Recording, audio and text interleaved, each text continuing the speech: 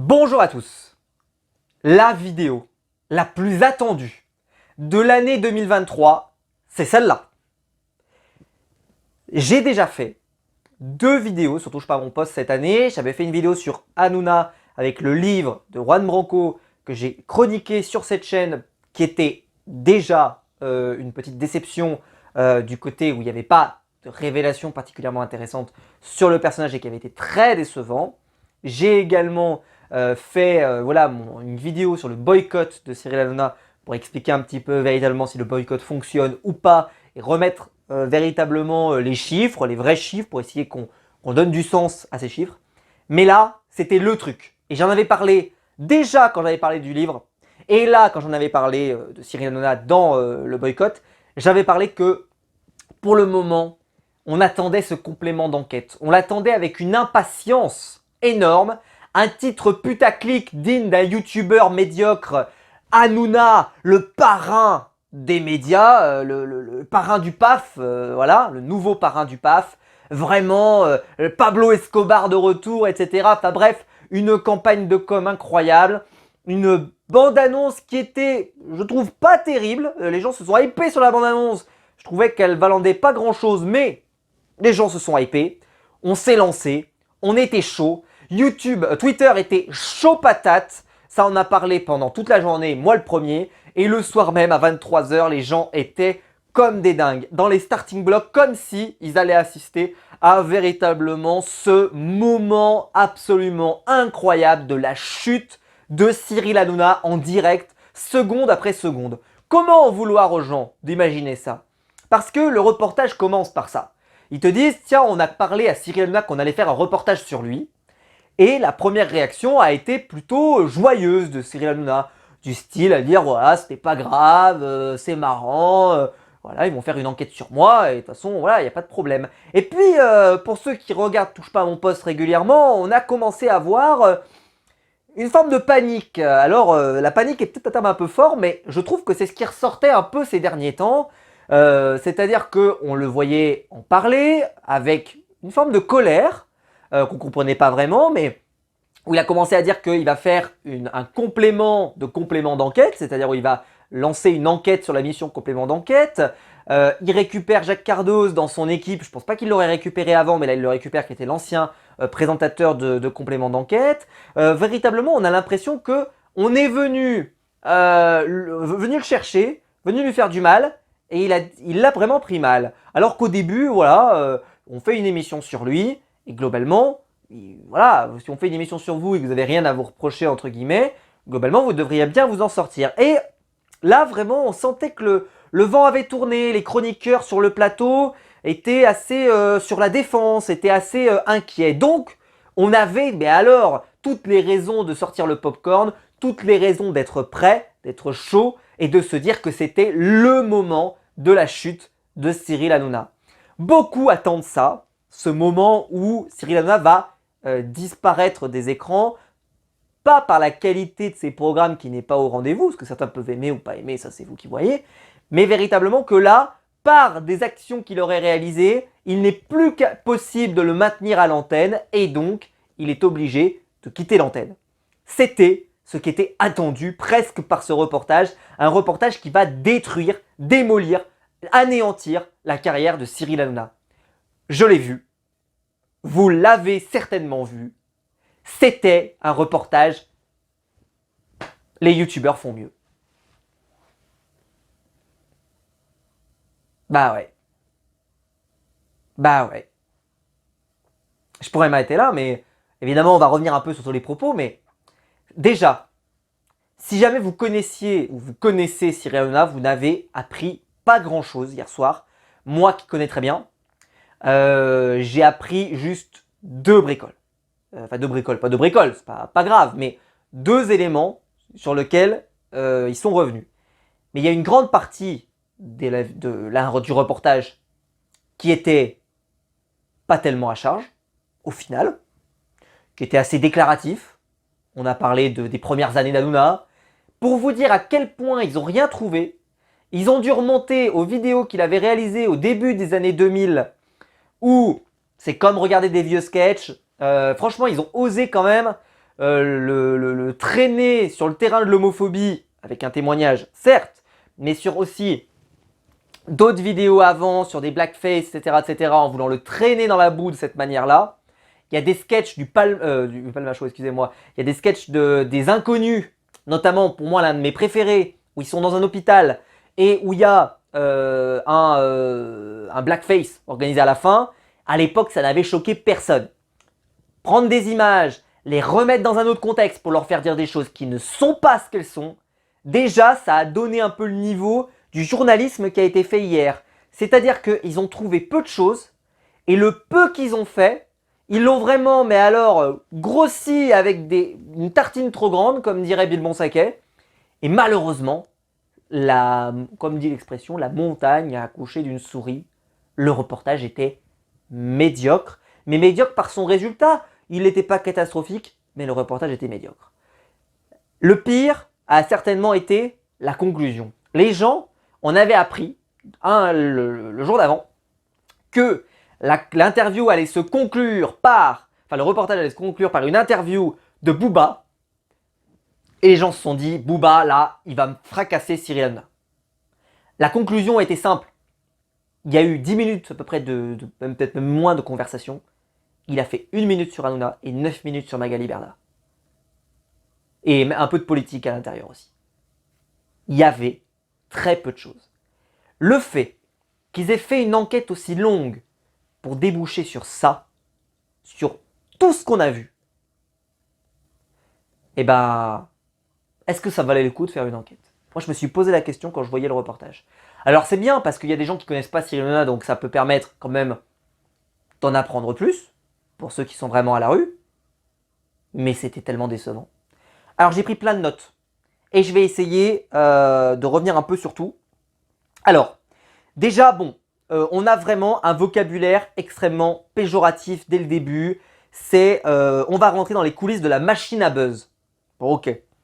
On nous parle de l'évolution de l'attitude d'Hanouna. J'en ai suffisamment parlé sur cette chaîne. Il y a eu un avant et un après Cyril Hanouna, Gilets jaunes.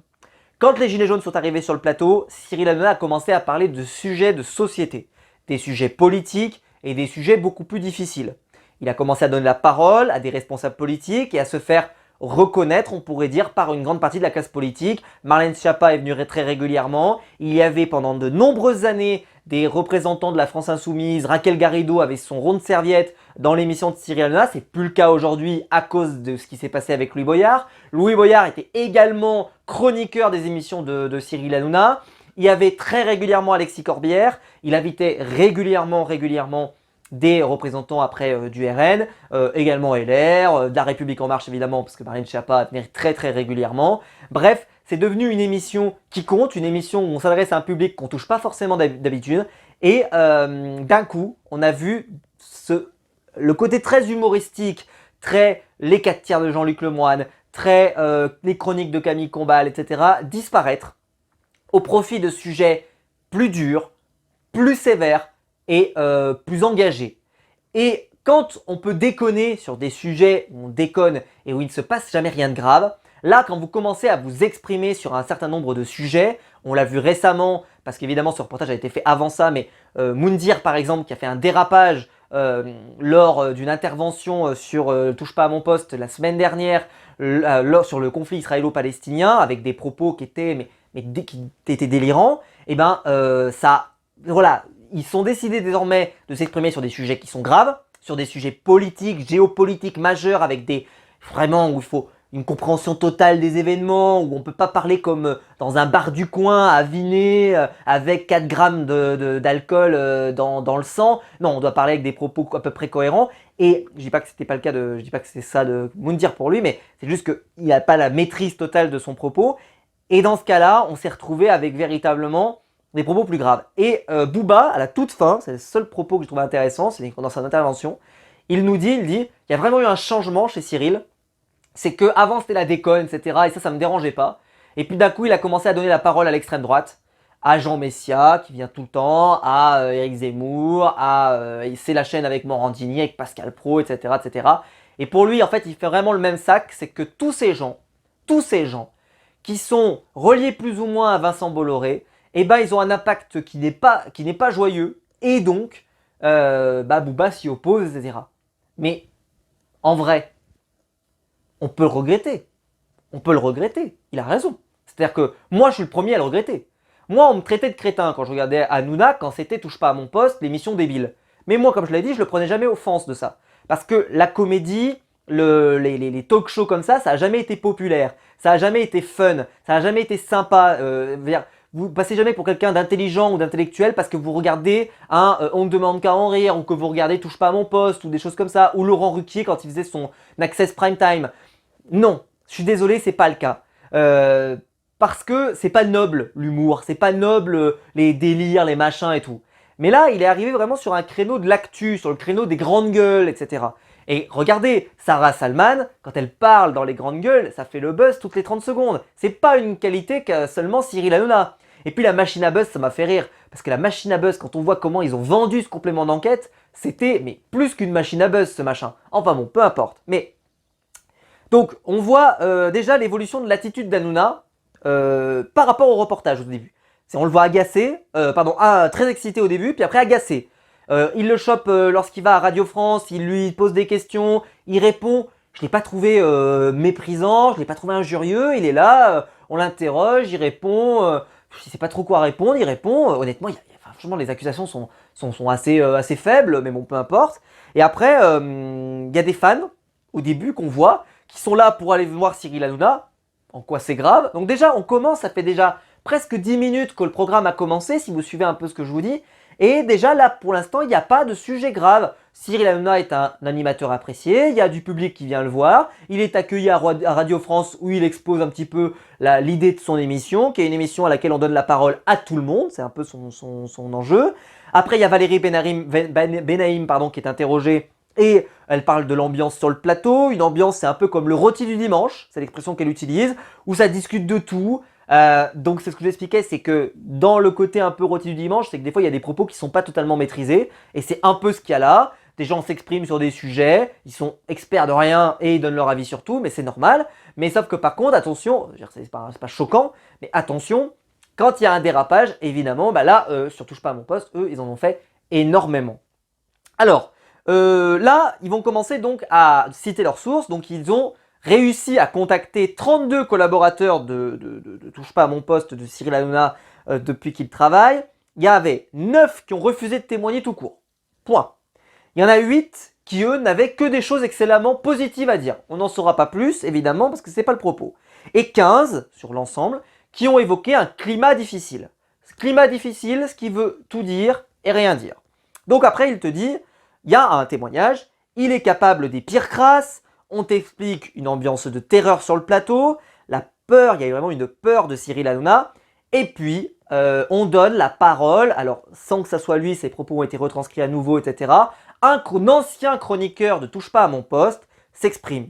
Il évoque le côté gourou, il évoque des menaces physiques contre lui, il évoque des textos intimidants, du style « si tu ne fais pas ça, tu ne seras pas là la semaine prochaine », etc. Pour information, quelqu'un a témoigné sur internet, on s'y attendait. En fait, ce témoignage anonyme, c'est Clément Garin. En tout cas, ce serait Clément Garin. En tout cas, c'est lui qui le dit. Je ne sais pas pourquoi il mentirait, qui irait se mettre dans la merde tout seul comme ça, comme un grand. Voilà. Clément Garin, qui est une personnalité qui déteste Cyril Hanouna, qui vraiment le hait, alors qu'il était très content d'aller sur le plateau, mais il ne voulait pas être humilié. C'est-à-dire qu'il n'était pas... lui, il voulait vraiment être le journaliste qui apporte du sérieux, etc. Ce que n'est pas totalement l'émission de Cyril Hanouna. Comme je vous l'ai dit, il traite les sujets parfois avec une certaine forme de légèreté. On le voit notamment quand ils font venir toujours le même, qui parle des chefs, des rois, des princes et tout ce que tu veux. C'est fait de façon légère. Et Decker, il est bien gentil. Mais voilà, moi honnêtement, j'en ai rien à foutre. Mais de ce qui arrive à Charles, au roi Charles, à William, à machin et tout, ça m'intéresse absolument pas. Mais voilà, c'est des séquences un peu marrantes, un peu légères, un peu trucs, etc. Bon, ok, c'est là pour ça. Et en fait, ce que Clément Garin, voilà, il a parlé de gourou, il a parlé de machin, mais rien n'est illégal là-dedans. Quand vous êtes un gourou, c'est parce qu'on vous apprécie, etc. C'est pas illégal. Des menaces physiques, alors ça dépend. Qu'est-ce que c'est comme menace physique? On n'a pas eu de détails. Des textos intimidants, on n'a pas eu de détails, même si lui en avait déjà partagé, etc. Mais qu'est-ce qu'on appelle intimidant? Si on te dit juste tu vas pas revenir la semaine prochaine, c'est intimidant, c'est peut-être juste factuel. Je suis désolé, Clément Garin, il n'a pas marqué l'émission au point qu'on le regrette et qu'on se dise oh là là, quelle perte pour touche pas mon poste. Je pense que la plupart d'entre vous, vous savez même pas qui c'est. C'est pour vous dire. Enfin bon. Mais là, vous allez me dire oh là là, mais tu te défends sur Cyril Hanouna, mais qu'est-ce que t'es, etc. Non, parce qu'après, vous allez voir, il y a des propos qui sont absolument scandaleux, on va y revenir. Mais là, honnêtement, on est sur un chroniqueur anonyme qui décide de s'exprimer, donc qui n'est pas tellement anonyme, et qui décide de s'exprimer. Et il a eu une mauvaise expérience avec Cyril Hanouna, il a eu une mauvaise expérience de l'émission. Évidemment, il va pas t'en dire du bien.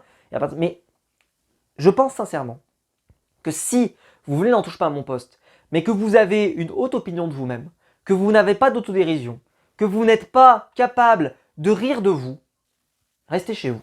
C'est la vérité, c'est ça. Si vous êtes trop premier degré, trop machin, trop truc, vous n'avez rien à faire là. Allez dans une émission plus sérieuse. Malheureusement, si vous êtes un chroniqueur médiocre, on ne vous invite pas, c'est normal. Vous êtes un chroniqueur médiocre. Déjà, vous avez le niveau touche pas à mon poste. On ne vous invite pas ailleurs, c'est normal. Mais les gens se prennent pour plus que ce qu'ils sont. Donc voilà. Et après, quand ils se retrouvent confrontés à la vraie réalité que est-ce qu'on les invite sur les autres plateaux, pas tellement en réalité. Et regardez les anciens chroniqueurs touche pas à mon poste. Il y en a combien qui véritablement, après leur passage, continuent à faire des trucs et derrière. Et Nora Malagré, elle a eu une traversée du désert de malade. Thierry Moreau, lui, il avait quitté le navire très tôt. Il a rebondi chez Estelle Denis, mais il a eu une période aussi, on ne savait pas trop ce qu'il faisait. Jean-Michel Maire, s'il n'est pas appelé pour faire touche pas à mon poste, RAS. Valérie Benaïm, RAS. Géraldine Baillet, RAS. Guillaume Janton, RAS. Alors il a sa boîte de prod, etc. Mais RAS. Gilles Verdez, je sais même pas où il pourrait bosser. Qui c'est qu'il y a d'autres? Franchement, mais Kelly Bedovelli, RAS. Ou alors influenceuse sur Instagram et elle vendrait des trucs et n'importe quoi. Et Booba s'en plaindrait. Qui c'est qu'il y a d'autres? Je réfléchis pour essayer de pas en oublier. Alors, Raymond, lui, il vient un peu de la société civile, etc., etc. Donc il pourrait retrouver un travail un peu plus classique. Pourquoi pas? Mais c'est pareil, est-ce qu'il retrouverait une place sur les plateaux de télévision? C'est pas certain. Donc en fait, en réalité, il y a beaucoup de chroniqueurs. Benjamin Castaldi est parti. Mathieu Delormeau, il n'a pas rebondi. Hein. Alors Benjamin, il n'a pas rebondi. D'après ce qu'il dit, lui, c'est volontaire. Mais Mathieu Delormeau, il n'a pas rebondi. Il est nulle part. Je sais pas, moi, il y a des gens qui l'appellent. Il a son téléphone qui sonne souvent. Je suis pas certain, moi. Hein. Et donc, il y a des gens, voilà, si on n'est pas capable d'avoir beaucoup d'autodérision pour faire touche pas à mon poste, ça sert à rien. De toute façon, on n'est pas dans le mood de l'émission et ça ne marchera pas. Alors,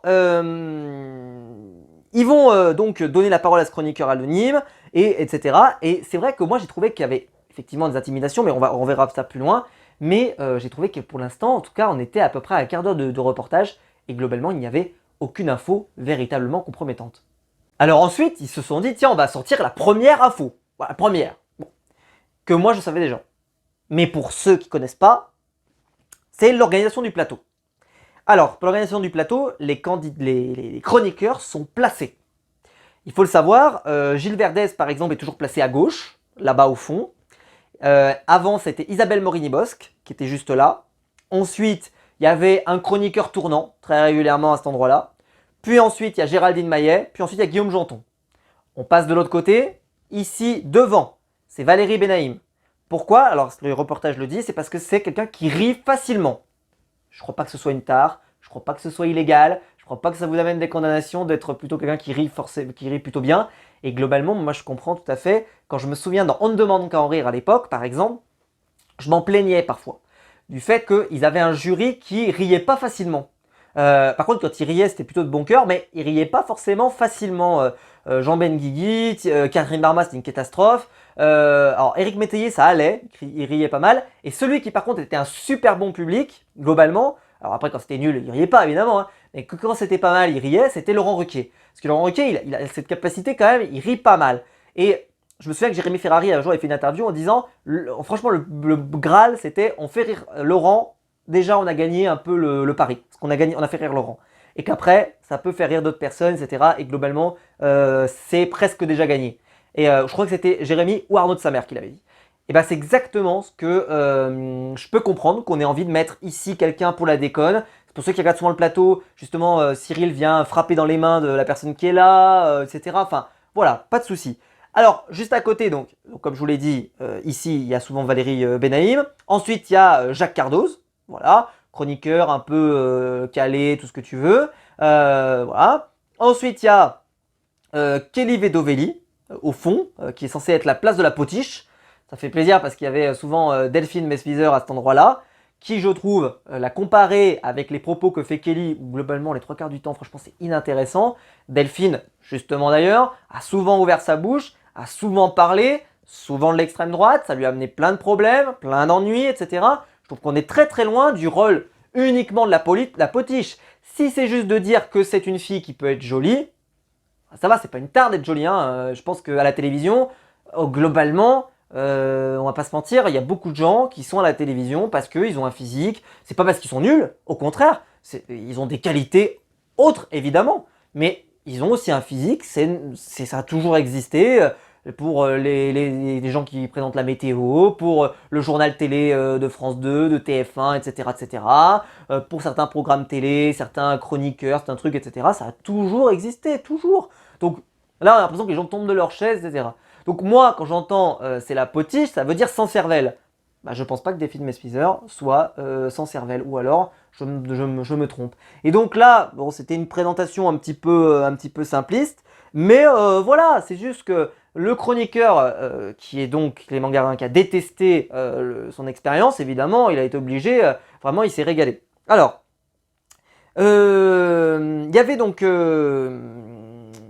Mathieu, après ils ont parlé de Mathieu Delormeau aussi, mais qui est plus sur le plateau, évidemment, et qui avait aussi sa place de ce côté-là.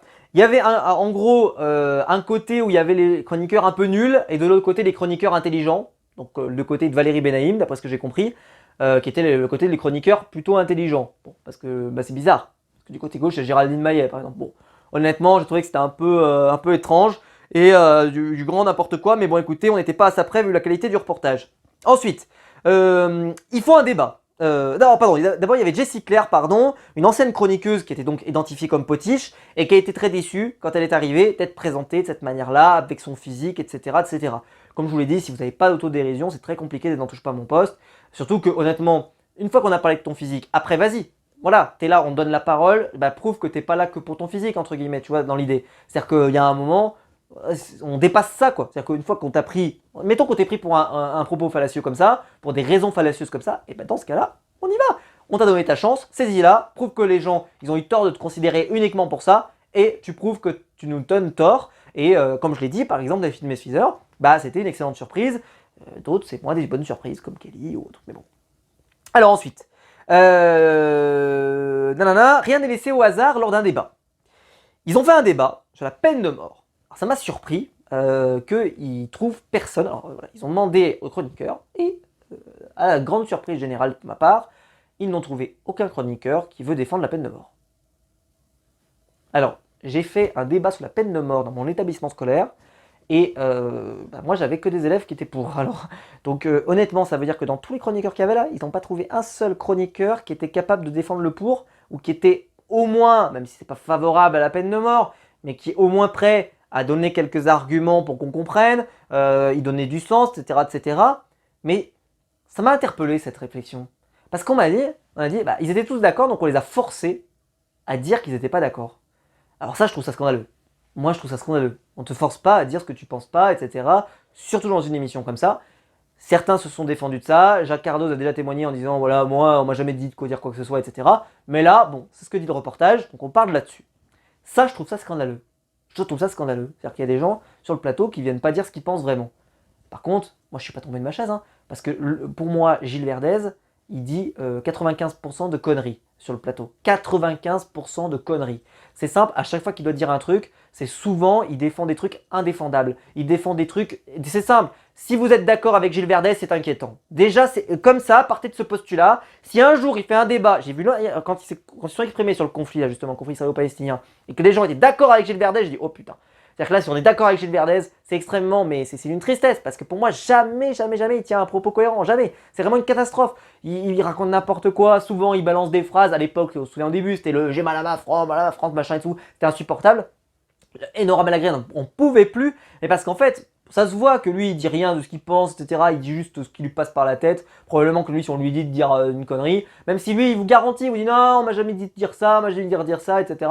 Honnêtement, il passe tellement pour un guignol chaque semaine que je suis pas tombé de ma chaise non plus en l'apprenant. Par contre, je serais surpris que Géraldine Maillet, on lui dise ce qu'il faut dire. Ça m'étonnerait. Ça m'étonnerait aussi que Raymond, on lui dise ce qu'il faut dire. Guillaume, je savais pas trop, parce qu'il avait l'air d'être cité comme celui qui s'était exprimé favorablement à la peine de mort. Donc voilà, il y en avait deux, c'était lui et Mathieu. Donc Mathieu Delormeau aurait aussi été favorable à changer d'avis, à exposer son avis. Bon, ok.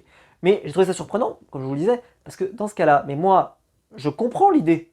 C'est-à-dire que tu vas pas organiser un débat si tout le monde est d'accord.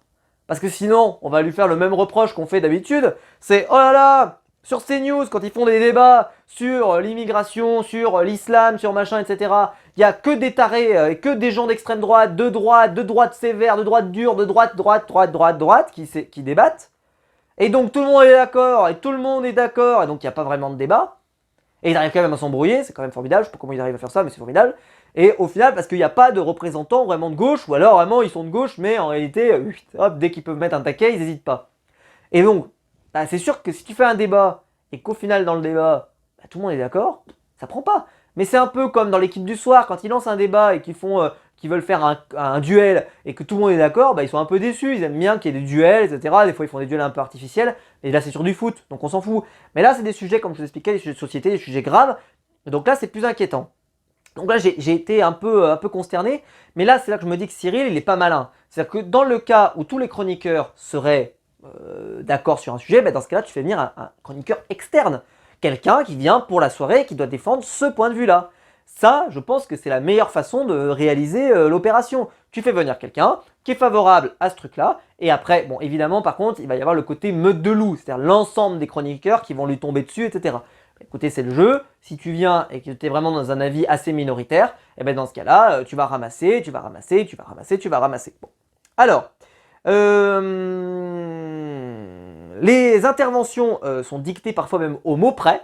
Alors le mot près, il faut peut-être pas exagérer, mais en gros, on leur dit les éléments de langage pour pouvoir avoir des bons arguments. C'est vrai que c'est un peu comme si, en gros, on avait préparé un débat en amont, et qu'on était tous d'accord pour se dire tiens, bah toi tu vas sortir cet argument-là, toi tu vas sortir cet argument-là, toi tu vas sortir cet argument-là. C'est vrai que c'est un peu triste, mais bon, voilà, c'est triste.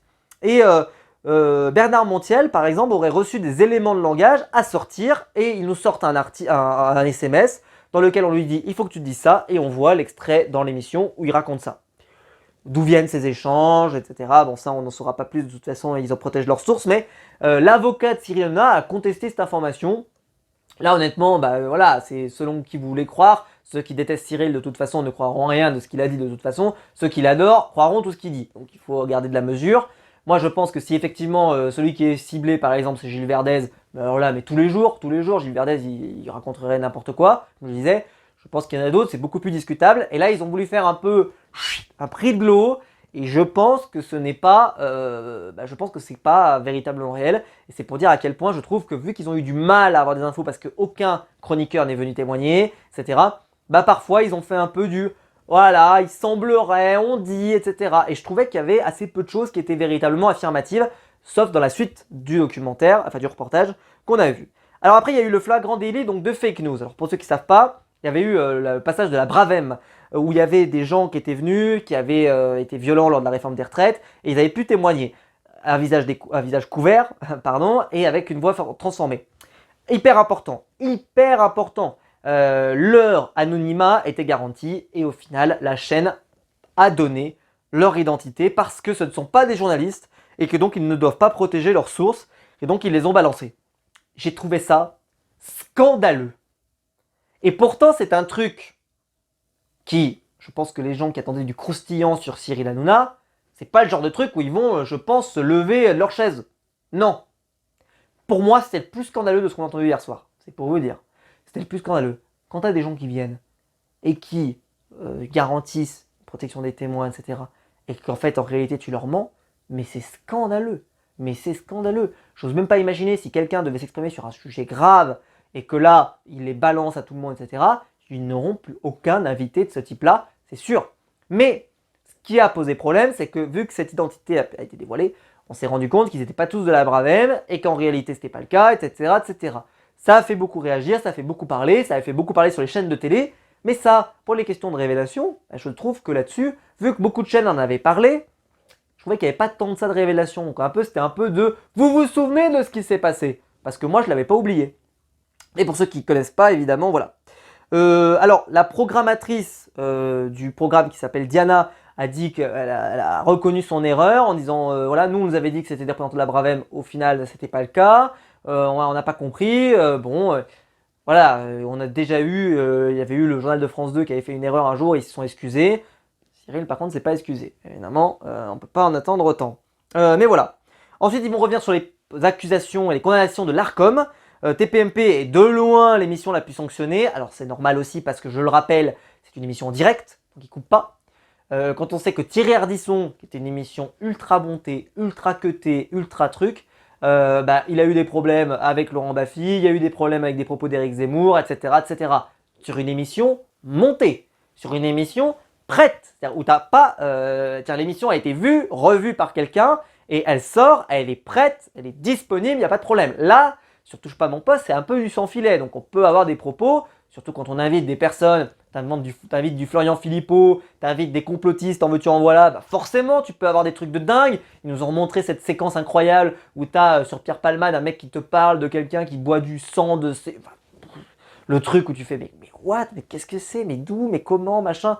Et voilà, et à force d'inviter des gens avec une légitimité un peu douteuse, comme je vous expliquais tout à l'heure avec le rôti, le fameux rôti de Valérie Benaïm, ah ouais, mais sur des sujets graves, tu peux pas te permettre. Comme je vous le disais, honnêtement, il ferait ça. Mais sur un sujet pas grave, comme il faisait à l'époque sur les émissions de télé, sur Tellement Vrai, sur machin et tout. Ils peuvent dire des conneries, on s'en bat les couilles. Qui en aurait quelque chose à faire? Qui disent des conneries sur Tellement Vrai, sur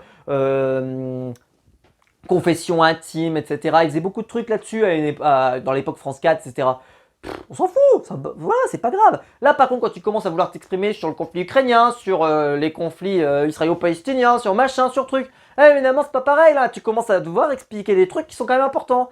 Que tu commences à parler de l'insécurité, que tu commences à parler du voile, que tu commences à parler de l'islam, que tu commences machin. Là, ça demande quand même d'avoir des gens qui savent au moins véritablement s'exprimer, qui ont vraiment la connaissance globale du sujet, qui sont capables de... Voilà. Et d'un coup, les dérapages font mal. Et Benjamin Castaldi a quitté l'émission cette année. Pourquoi? Parce qu'il a dit, moi, il y a des sujets sur lesquels je ne veux pas m'exprimer. Pourquoi? Parce que si je dis véritablement ce que je pense, à mon avis, Benjamin Castaldi, quand il l'entendait comme ça, c'est pas quelqu'un d'extrême gauche, si vous voyez ce que je veux dire. Donc je dis pas qu'il est d'extrême droite. Je dis juste que s'il avait tenu des propos, ils auraient peut-être pas été de gauche. Et de toute façon, on le sait très bien, ça vous le savez. Si quelqu'un, voilà, une personnalité, je sais pas moi, un joueur de foot ou ce que tu veux, un comédien, un machin, si c'est pour s'exprimer, pour porter du soutien à quelqu'un de droite ou d'extrême droite, si c'est pour Nicolas Sarkozy, etc., il le paye très cher. Si par contre vous soutenez quelqu'un qui est plutôt de gauche, vous serez apprécié, vous serez aimé, vous serez soutenu, on vous dira bravo, etc., etc. C'est comme ça la télévision. En réalité, le seul avis qui est toléré, c'est l'avis de gauche. Le reste, ou du centre évidemment, mais le reste, même de droite déjà. Juste être de droite. Parlons même pas d'extrême droite. Parlons pas de Zemmour. Alors là, je vous dis même pas, là, vous êtes nazi direct. Vous finissez. Booba d'ailleurs, il a pris des cartouches à la fois. Vous n'étiez pas prêts. Vraiment, j'étais pas prêt, mais bon, on en reparlera juste après. Voilà. Donc, pour les dérapages qu'il a fait dans l'émission, l'Arcom, il y a eu des condamnations qui ont coûté 7,5 millions d'euros. Mais bon, c'est comme ça. Et puis ensuite, donc, ils vont parler donc des dérapages de Cyril Hanouna. Et des dérapages qui sont vraiment assez graves et qui ont été le morceau un peu le plus intéressant de la soirée. Et donc là, ils ont commencé à faire une partie du reportage sur le flingueur qu'est Cyril Hanouna. Alors, il y avait des tweets qu'il a envoyés, enfin des messages qu'il a envoyés à Arthur. Je te mettrais bien un morceau de mortadelle au fond de ton cul. C'est du Cyril Hanouna tout craché. Hein. Ah ouais, non mais là... C'est-à-dire quand cette phrase est sortie, qu'on connaissait pas évidemment, mais Cyril Hanouna, on l'a vu, pour ceux qui le connaissent, c'est quelqu'un d'extrêmement impulsif, qui parle. Il est très très loin d'un phrasé journalistique, très calme, très posé. D'ailleurs, à l'époque, on lui la reprochait sur France Télé, pour info. Avant qu'il lance Touche pas mon poste, etc., on trouvait qu'il était trop... voilà, il parlait pas correctement, machin, etc. Et donc, il se contrôlait, il faisait attention, etc. Et en fait, il s'est rendu compte, en arrivant sur C8, D8 à l'époque, etc., que quand il parlait d'Arca, machin, etc., et bah qu'en fait c'était plutôt apprécié. Donc il est revenu beaucoup dessus, et là c'est vrai qu'il parle beaucoup, bah voilà, il parle libéré, il n'a rien à faire. Et c'est vrai que là sur les insultes comme ça, il y va à fond. Bon, je te mettrai, on va pas se mentir, je te mets un morceau de mortadelle au fond de ton cul, ça m'a pas, enfin, c'est presque, je sais pas comment vous l'avez vécu.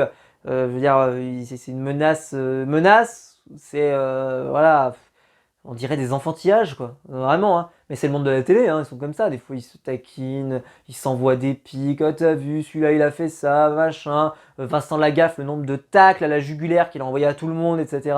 Il n'a pas hésité, etc. Et sur toutes les chaînes possibles et imaginables, le nombre voilà, d'animateurs comme ça qui envoient des pics un peu partout pour des anciennes émissions, pour des choses, honnêtement, et c'est souvent des choses qui sont pas si graves, hein, mais bon. Mais là, bon, donc style sanguin et fleuri. Et alors là, le moment, c'est évidemment Julien Cazard. Ça fait extrêmement parler, avec le fait qu'il est payé cher d'avoir refusé de travailler avec Cyril Hanouna. Et donc Cyril Hanouna lui répond, je vais te défoncer. Il y a eu des appels malveillants de la part de la mère de Cyril Hanouna. Julien Cazard porte plainte. Je le savais déjà parce que je l'avais suivi. Alors je sais plus comment j'avais vu l'info, mais je le savais. J'avais vu un article à ce sujet. En tout cas, je le savais. C'est pour vous dire que j'apprenais rien. Mais par contre, ce qui était bien, c'est qu'on avait son témoignage de Julien Cazard. Bon, on n'a pas appris énormément de choses, mais c'était quand même intéressant, où il explique qu'il est tombé de sa chaise. Il dit, mais c'est le mec là qui se met des nouilles dans le slip, qui me menace comme ça. Et mais c'est incroyable, je comprends pas, etc. Et il s'est pas laissé faire, et il a eu raison, parce que je suis désolé, mais on peut pas accepter les menaces, quelles qu'elles soient. On peut pas accepter les menaces. Et là, Cyril, c'est là qu'on voit que, en fait, il y a des choses, le côté parrain qui ressortait là. On le voyait surtout là dans ce côté de il est parfois extrêmement... En fait, quand il a été blessé, quand il est un peu voilà, offensé, etc., il peut te répondre de façon extrêmement cash, extrêmement méchante, extrêmement violente. Mais il n'y a jamais eu... le reportage n'a pas réussi à trouver d'actes, tu vois, physiques réels, d'actes physiques dangereux, d'actes physiques, etc. Ça a toujours été des paroles, des paroles, des paroles. Attention, avec des paroles, on peut faire des choses très graves, hein. On peut avoir des conséquences très graves. Et ça, il a eu raison, Julien Cazard. Et quand la chaîne lui a demandé de retirer sa plainte, il dit, je retire pas ma plainte, hein. Je retire pas ma plainte parce que s'il m'arrive un truc, je veux pas qu'on dise que en fait c'est moi qui vais déclencher le truc ou je sais pas quoi machin. Et il a eu raison. Julien Cazard, il a eu raison. En plus, moi je l'adore. Il est sur RMC, je le trouve hyper talentueux. Donc, mais voilà, il a eu raison. Il a eu raison. Il a eu raison. Et voilà, vous voyez. Et donc là, Hanouna, alors est-ce que par exemple, c'est pareil, est-ce que ça justifie de la chute de Cyril Hanouna? Bah non, pas tellement, malheureusement. Ça n'a, enfin, je trouve pas, voilà, c'est des propos qui sont honteux, qui sont scandaleux, qui font honte, tout ce que vous voulez. Ok, très bien. Mais voilà. Après, il y a eu Michael Zazoun qui était là, donc qui parle qui est revenu sur le canular de Radio Baba, le canular homophobe et tout. Alors ça, je pense que vous en aviez tous entendu parler avant ce reportage, ou alors sinon vous avez vécu dans une grotte avec le fameux, c'est ce prime incroyable que moi j'avais vu en direct, où il appelait des gens, il se faisait passer pour un homosexuel et en fait il avait provoqué que des gens se sont révélés homosexuels devant le monde entier, alors qu'ils étaient anonymes, hein, mais voilà machin. Un carnage, un carnage. Évidemment, toutes les associations anti-homophobie se sont acharnées sur lui. Il en a suffisamment parlé, Mathieu Delormeau en a parlé, etc., etc. C'est une émission qui a totalement dérapé. Et Nora en a beaucoup parlé aussi parce qu'elle était très investie dans ce genre de cause. Et là, si vous regardez dans l'émission, elle rigole beaucoup, machin, etc. En fait, ils ne se sont pas rendus compte de ce qu'ils faisaient. Mais là où je donnerais quand même juste un petit, parce que ça c'était de la déconne totale, hein, c'était du grand n'importe quoi. Mais il faut le savoir qu'il y a des trucs aussi qui passaient à une époque, qui passent plus maintenant. Et Cyril disait que ce genre de truc, bah, il y avait des gens qui le faisaient à la radio. Et c'est vrai qu'à la radio, par exemple, il y avait des trucs qui étaient assez dingues qui ont été faits. Notamment, Enora, par exemple, elle appelait, alors, ça en est souvent plein, mais elle appelait sur Énergie avec Koé pour briser des couples. Où en gros, elle se faisait passer pour voilà, une fille qui voulait draguer le mec, etc. Et les couples se séparaient. C'est des trucs qui peut-être nous paraîtraient un peu cringe aujourd'hui, qui nous paraîtraient bizarres. Mais à l'époque, ça choquait pas. Les gens trouvaient ça drôle, marrant, fun. Voilà, des fois aussi, comment on regarde une scène, ça évolue. Mais là, pour info, ça avait déjà fait polémique au moment de sa diffusion, évidemment. Mais là, lui, Michael Zazoun, il a vraiment subi l'homophobie de Cyril Hanouna. Il a reçu des appels, il a reçu des appels de Madame Hanouna, de sa mère. Il a reçu des appels, homophobes, etc., etc. Là, c'était vraiment le passage assez scandaleux de l'émission. C'était le passage scandaleux. Mais ce passage-là, il est venu très tard. Hein. Il est venu très très tard. Ça faisait déjà un quart d'heure qu'on était dans l'émission. Et comme je vous l'ai dit, on n'avait rien appris. Là, on a passé un nouveau quart d'heure à apprendre des choses de ce côté-là, sur son côté très impulsif. Je pense qu'il y en a d'autres qui sont impulsifs sur la planète. Il y a des gens dont les propos peuvent vous échapper. Mohamed Eni, il fracasse des télés, etc. en disant des propos, machin et tout. Et voilà, on trouve ça fun, on trouve ça drôle, on trouve ça marrant. Peut-être que dans 50 ans, on trouvera ça cringe, peut-être. Tu sais, là aujourd'hui, tu trouves ça marrant, tu trouves ça fun, il se frappe avec, comment il s'appelle, l'immigré parisien, c'est ça voilà, il se frappe, il se tabasse, etc. On trouve ça fun, on trouve ça marrant, il casse la télé derrière. Peut-être qu'un jour, on se dira, ah, franchement, c'était vraiment guignol, c'était nul, c'était pitoyable, c'était nul. Enfin, voilà. Et après, donc, ils reviennent. Là, ça faisait 30 minutes que le truc avait commencé. Et puis là, d'un coup, ils nous parlent de la revanche. Donc, Hanouna, voilà, il y a son ami d'enfance qui vient témoigner. Et évidemment, là, c'était un point de vue positif. Donc, il raconte que les premières années qui étaient difficiles, les programmes qui n'ont pas marché. Alors, ils ne sont pas rentrés dans le détail, mais évidemment, il y a la période donc, sur Comédie, la période sur France 4. Première période de France 4 où il a fait les portes ouvertes sur toutes les fenêtres, il présentait Roland Garros le matin, il présentait des trucs comme ça. Rien ne marchait, des échecs sur échecs sur échecs. Et d'un coup, on lui offre. T'avais quand même l'impression que c'est un peu. Voilà. Mais on lui offre le jeudi soir à 23h sur France 4. Autant vous dire qu'il n'y a personne sur cette chaîne à cet endroit-là. Et on lui offre un talk show sur la télé. À l'époque, il y avait Morandini qui faisait ça en access. Et personne n'y croit, des chroniqueurs inconnus, etc. Franchement, il n'y a pas de raison que ça marche. Et ça marche plutôt pas mal. Il commence à interagir avec les réseaux sociaux, il commence machin, le buzz monte. Moi j'aimais beaucoup l'émission, déjà à l'époque. Je trouvais ça sympa, j'aimais bien les médias. Et donc c'était une émission pure déconne, vraiment déconne à fond. Et ça a commencé à bien prendre, à marcher. Et Cyril, ça a commencé à marcher. Ce qui est bien que l'émission, elle a été transférée sur D8, qui est devenue C8. Et Vincent Bolloré va lui proposer un énorme contrat pour pouvoir produire beaucoup d'émissions. Mais pourquoi ce contrat est énorme? Parce qu'en fait, ils l'ont dit, il y a la moitié des recettes publicitaires de la chaîne C8 qui reposent sur Cyril Hanouna. C'est-à-dire qui reposent sur les 3 heures de programme qu'il propose entre, allez, on va dire de 18h à 21h, quoi. C'est 3 heures de programme qui sont soit présentées par lui, soit présentées par une autre personne, en Pascal Latour du Pin en pré-access. Tout ça, ça forme vraiment, mais le reste, en fait, ça fonctionne quasiment pas, voire très peu. William Lémergie, etc. Enfin, vraiment, il y a très peu de choses qui fonctionnent sur cette chaîne. Mais il y a Cyril Hanouna. Et Cyril Hanouna, c'est le visage de la chaîne, etc. Et donc, il le paye très cher. Moi, je trouve pas ça choquant. C'est normal. Quand tu es quelqu'un qui rapporte énormément, bah forcément, voilà, ça coûte cher. Il disait justement d'ailleurs que c'était une émission qui rapportait énormément et en plus qui était extrêmement rentable. Parce que ça coûte rien, c'est juste des chroniqueurs, un plateau, un écran, hop, et ils peuvent faire plein d'émissions. Mais on a vu pire. Hein. Maintenant, par exemple, je ne sais pas si vous avez fait gaffe, mais il y a plein d'émissions de radio qui sont maintenant télévisées pour pouvoir les diffuser à la radio et à la télé. Donc vous faites double économie. C'est-à-dire que vous avez un programme qui vous sert à 2 endroits. Notamment l'émission d'Estelle Denis, les grandes gueules, etc. Voilà, ça arrive. Donc de plus en plus, c'est comme ça. Voilà. Après donc bon, on a découvert pas mal de choses, voilà là-dessus.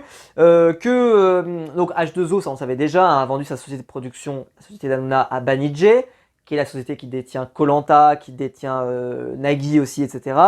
Et il gagne des actions. Plus son succès augmente, plus il va gagner des actions. Et c'est des sociétés qui sont énormes, qui sont gigantesques, et donc ils estiment sa fortune à 85 millions d'euros à peu près. Et là, vous vous dites, ils vont nous annoncer qu'il a un paradis fiscal ou je sais pas quoi. Pas du tout. Ils vont juste nous parler qu'il a acheté une villa, il a acheté un yacht qui était à 63 exemplaires à 3 millions d'euros, à 1,5 million d'euros un autre yacht. Je sais pas ce qu'ils ont les mecs, quand ils ont plein de pognon à acheter un yacht, je comprends pas. Limite tu le loues quoi. Mais quel est l'intérêt? T'achètes un bateau qui reste 95% de l'année à un endroit, bon, je comprends pas. Autant le louer quoi, je vois pas l'intérêt. Enfin bon, vraiment quand on sait plus quoi faire de son blé, on achète un yacht, mais bon, je comprends pas. Et donc là, ils achètent le yacht, ils le font machin, mais attention, ça je le savais pas, parce que moi je savais pas qu'il avait un yacht, hein, voilà, machin, je me disais bien qu'il était pas la peine, hein, on va pas se mentir, vu le montant du contrat, on imagine bien qu'il était pas la peine. Mais il nous dit en fait que effectivement il n'en parle pas parce qu'il ne veut pas que ça se sache. Parce qu'il a une image d'animateur populaire, de pas animateur riche. Honnêtement, c'est vraiment quelque chose pour sur lequel vous êtes sensible, vous, que le fait que la personne soit riche ou pas riche, ça va vous faire que vous allez le regarder ou pas regarder. Je pense pas que les gens qui regardent Pascal Pro sur CNews se demandent, au fait, il a quoi comme revenu médian ou comme revenu sur l'année, etc. Je pense que les gens s'en contrefoutent. Et Benjamin Castaldi gagnait extrêmement bien sa vie quand il était sur TF1. Les gens ne se posaient pas la question particulièrement de savoir combien il gagnait pour présenter un contre-sang ou je sais pas quoi. Quel est le salaire de Jean-Pierre Foucault quand il présente les Miss France ou autres variantes, etc. C'est sûr, ils sont pas à la peine, etc. Moi, honnêtement, quand vous gagnez du pognon, voilà. Mais en France, on a un problème avec l'argent. De toute façon, on a un problème avec la réussite, on a un problème avec l'argent, l'utilisation de cet argent. Et donc, je n'étais pas surpris. Mais là, donc, on annonce que voilà, il utilise de la location pour ce yacht et que il fait de l'optimisation fiscale. Rien d'illégal. C'est pas précisé dans la vidéo parce qu'évidemment, c'est un reportage qui veut, voilà. Mais c'est pas précisé que c'est pas illégal. C'est de l'optimisation fiscale. Ça peut sembler dégueulasse. En fait, en réalité, il a une société qui est dans un autre pays, etc., etc., c'est l'optimisation fiscale, mais ce n'est pas illégal, parce que son bateau, il n'est pas en France, etc. Alors, il a parlé des contrats de ses travailleurs qui, eux, par contre, n'avaient pas de contrat français, qui avaient des contrats d'ailleurs, etc., mais c'est pas vraiment illégal, hein. C'est pas illégal, c'est pas moral, mais c'est pas illégal. Après, la question de est-ce que là, on va cancel quelqu'un pour des questions de immoralité, ça c'est autre chose, mais là on rentre dans autre chose, hein, on rentre dans quelque chose de différent. Si on commence à rentrer dans l'aspect moral de quelqu'un qui peut rester à la télévision, évidemment ça va commencer à coincer. Voilà, on apprend par exemple que 1,75 million d'euros de pubs par mois sont récupérés par 7,5 millions, 7,5 millions d'euros par la pub. Donc c'est la moitié des 15 millions que récupère la chaîne sur le mois complet. Mais moi je trouve ça normal, hein, c'est-à-dire que ils le payent très cher. Et d'ailleurs, donc ils ont dit, ben voilà, oh là là, Hanouna, il le paye très très cher, etc., etc. Ben, il le paye très cher parce qu'il rapporte beaucoup. On l'a vu, Vincent Bolloré, il fait pas des cadeaux, hein. Quand vous regardez ce qu'il a fait sur les droits de la Ligue 1 en ce moment, où on cherche toujours un repreneur, on est toujours dans le flou total, peut-être que je change la vidéo, peut-être que ça a changé, j'en sais rien, mais des dernières nouvelles, ça semblait pas bon, où ils ont décidé de ne pas payer la Ligue 1 plus que ce que ça vaut, parce qu'ils estiment que ça vaut pas 700 millions, 800 millions, le milliard, le fameux milliard, le famoso milliard, etc. Et ben les mecs, ils ont dit non. Donc là, s'il donne cet argent à Cyril Hanouna, c'est qu'il estime que ça lui rapporte autant. C'est normal, c'est normal. Mais voilà. Alors après donc, là tu te dis ils vont te donner des trucs sur Hanouna, machin, et en fait ils vont te parler beaucoup de Bolloré à partir de maintenant. Donc Bolloré qui en fait donne des consignes dans ses journaux pour censurer les sujets qui sont gênants sur Cyril Hanouna, notamment les condamnations de l'Arcom, et on voit directement la baisse du nombre d'articles, et puis évidemment on voit pour les condamnations de l'Arcom, Louis Boyard qui vient témoigner et qui vient rappeler ce qui s'est passé. C'était la scène honteuse de complément d'enquête. C'était pitoyable, minable, catastrophique, un travail de journaliste de sagouin, véritablement fait avec voilà, le peu d'intégrité que j'ai pour les journalistes, vous le voyez dans ce reportage. On voit Louis Boyard et on voit juste son passage, le moment où il dit Vincent Bolloré, il est en Afrique, machin, etc. On voit pas l'avant, on voit pas ce qui s'est passé, etc. On voit juste Louis Boyard qui s'emporte et Cyril Hanouna qui le défonce. J'étais là, j'ai vu cette séquence. Moi, on me la fait pas, moi. Vous pouvez pas me la faire. Moi, je vais vous prendre une simulation. Ce week-end, j'ai fait une blanquette de veau. J'ai été acheter dans mon supermarché des carottes, j'ai pris des champignons de Paris, j'ai pris des pommes de terre pour aller un complément avec des petites pâtes pour ceux qui préfèrent les pâtes, des pâtes italiennes. J'ai pris également une belle viande de veau que j'ai acheté chez mon boucher, une viande française. Oui, j'ai pas pris une viande africaine. Oui, parce que l'Afrique, Vincent Bolloré est en Afrique et donc machin. J'exagère à peine. J'exagère à peine. Louis Boyard, il a parlé de Vincent Bolloré dans un truc qui n'avait rien à voir. Ceci étant, Cyril n'avait pas de raison de s'emporter à ce point-là, et voilà. Mais là, Louis Boyard, il avait envie de faire le buzz. Il faut arrêter de se mentir, il faut arrêter de vouloir croire. Non, non, non, non, il voulait se faire le buzz. Vraiment, il était là pour le buzz, c'est tout. Mais comme de nombreux députés, quand on voit Sandrine Rousseau sur les plateaux, les trois quarts des trucs, elle a même, à un moment, elle avait même dit quand même, je dis exprès des contre-vérités pour faire réagir.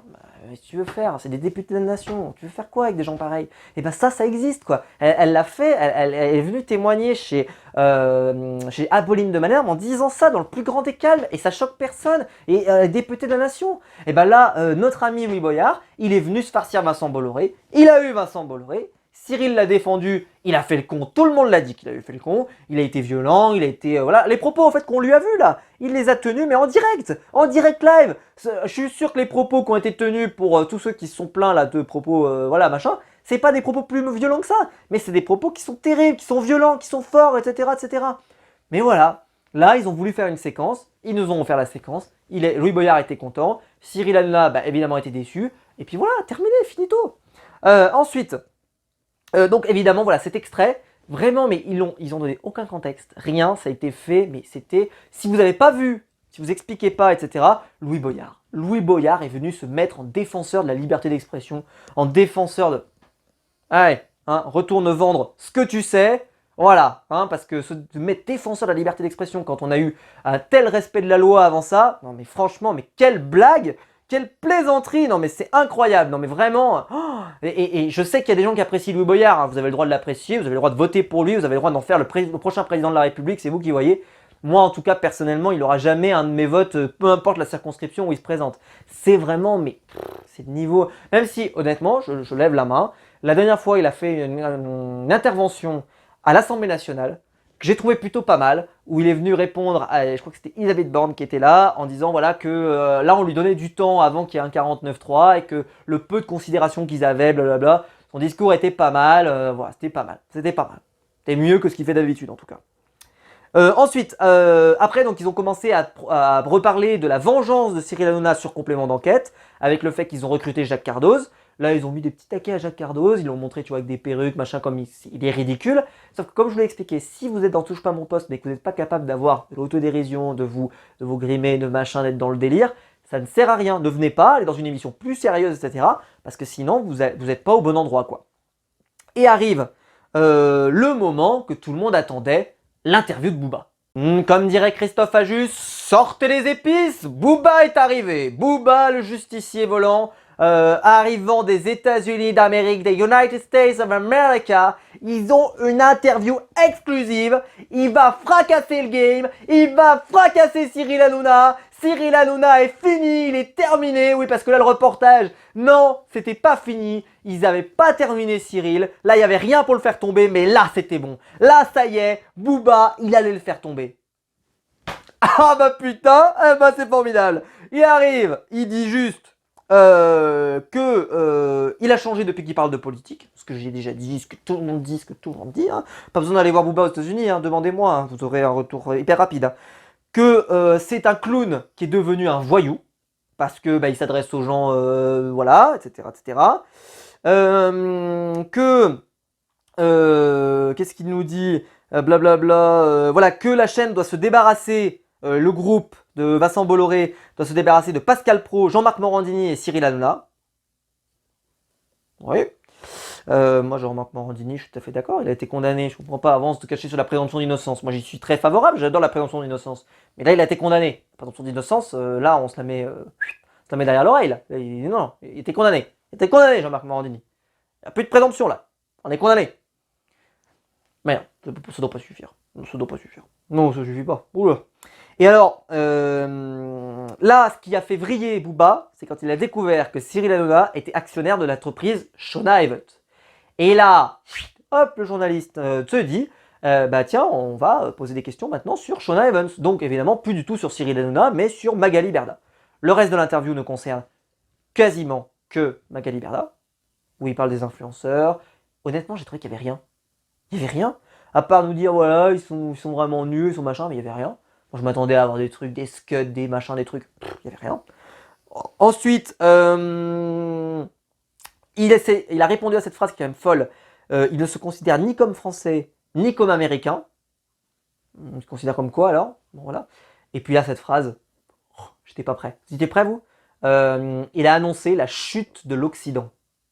Si je vous dis que c'est Éric Zemmour qui a dit cette phrase, et là, le journaliste dit pareil. Il dit, c'est que vous rejoignez avec Éric Zemmour. Éric Zemmour, il dit qu'en ce moment, c'est le grand remplacement, c'est la chute de l'Occident, etc., etc.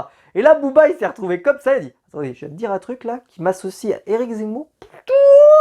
C'est vraiment le choc de waouh. Mais attendez, non, moi je le dis dans le sens de la chute de l'Occident. Et là, le présentateur donc décide de lui reposer la question, en disant qu'est-ce que vous estimez comme chute de l'Occident? Vous avez compris, vous? Vous avez compris? Moi, j'ai pas compris. Hein. J'ai pas compris. Hein. C'est quoi la chute de l'Occident? Parce que, au moins, avec Zemmour, on sait pourquoi. On sait, hein, c'est le racisme, la xénophobie, l'islamophobie, tout ça, ça on connaît. Hein. On sait le raisonnement, voilà, hein, le raisonnement indubitable, logique, machin et tout. Là, il a fait, mais chez Apolline de Malherbe. Oh là là là là, mais l'accident, mais le crash de la route. Et c'est pas condamnable quand il a commencé à dire les Thomas sont tués toujours par les shahids, machin et tout. Mais comment c'est possible? Ces gens, ça reste comme ça, c'est balancé, tout le monde s'en fout, etc. C'est absolument incroyable. Et peu importe. Et donc là, Booba d'ailleurs était signé chez Universal qui appartient à Bolloré, ça je le savais pas. Je disais, on apprendra un petit truc. Et bon,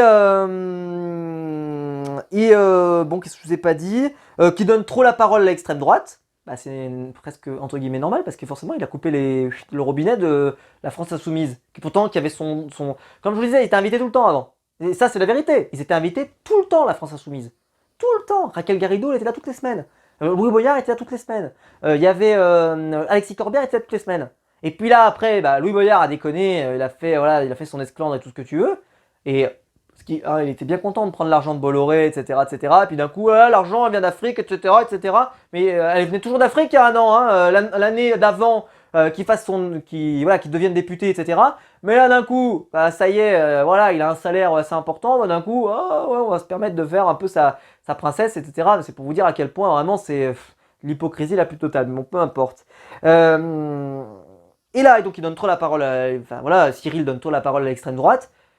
Ça, moi, je l'ai toujours dit. Hein. Alors, Cyril s'est toujours défendu en disant non, on respecte les temps de parole, machin. Oui, on respecte les temps de parole. Sauf que quand sur Touche pas à mon poste, dans les 20 minutes de l'émission, vous enchaînez. Premier sujet, je vais vous raconter comment une personne s'est fait déposséder de sa maison, insécurité. Comment une personne, on va faire un débat sur le voile, islam. On va faire un débat sur des terroristes, etc., qui ont fait un truc à un endroit, etc. Islam. On va faire un truc sur les prières de rue. Pam, islam. Ensuite, on va faire un truc sur, je sais pas moi, des histoires de crimes avec une fille qui s'est fait agresser, machin, etc. Insécurité, etc. T'as fait les 6 thèmes. C'est quasiment la dernière heure touche pas à mon poste. Il n'y a que des thèmes sur l'insécurité, de droite, ou de droite dure, ou d'extrême droite. Ils sont où les sujets de gauche? Ils sont où les sujets de société? Ils sont où les sujets machin? Il n'y en a pas. C'est ça la vérité. C'est-à-dire que c'est pas une question d'invitation aussi. Parce que ça, souvent on le dit, voilà, il invite trop l'extrême droite. Mais c'est même pas une question d'extrême droite, c'est une question de sujet. Il donne des sujets et c'est toujours les mêmes. Et c'est toujours des sujets qui sont. Je veux dire, on se souvient quand il a fait la Baya, il s'est dit, je vais faire mon beurre sur la Baya. Il en a fait 2 jours. Après, il s'est dit, tiens, je vais en remettre une couche la semaine d'après. Sauf que le train était passé avec tous les wagons de la famille, tout le monde, etc. Et globalement, tout le monde s'en contrefout parce qu'au final, on était passé à autre chose. Tout le monde était passé à autre chose. Et lui, il s'est dit, je vais en refaire un coup, etc. Et non, c'est bon, on était passé à autre chose. C'est bon, la rentrée c'était passé. C'était fini. Mais il s'est dit, voilà, il faut que j'en reparle, etc. Voilà. Et donc, qu'est-ce qu'on peut dire comme conclusion? Ma conclusion, elle va être simple. Cyril Hanouna ne tombera pas avec ce reportage, ce documentaire, ce que vous appelez ça comme vous voulez.